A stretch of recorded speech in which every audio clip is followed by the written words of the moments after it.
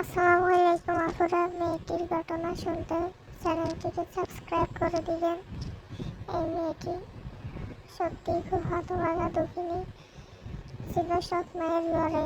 ওইখান থেকে বিয়ে হওয়ার পর চলে গেছে স্বামীর ঘরে। স্বামী ততটা ভালো ছিল না, স্বামী খুব খারাপ, মারধর করতো। তারপর ওই মেয়ে বাসা বাড়িতে কাজ করতে গেছিল, ওইখানেও খারাপভাবে ওর সাথে মালিকে খারাপ আচরণ করতো, কথাবার্তা বলতো। তখন ওইখান থেকে ওই মেয়ে চলে আসলো। আমার স্বামীর বাড়িতে আসার পর থেকে মেয়ে এইখানে আরো বেশি অত্যাচার করতো।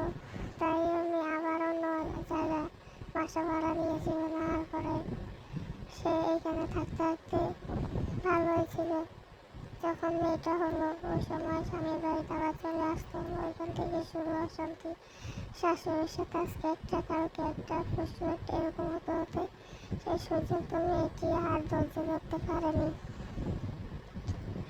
দ্বিতীয় পার্ট পেতে সাবস্ক্রাইব করে রাখুন চ্যানেলটিকে।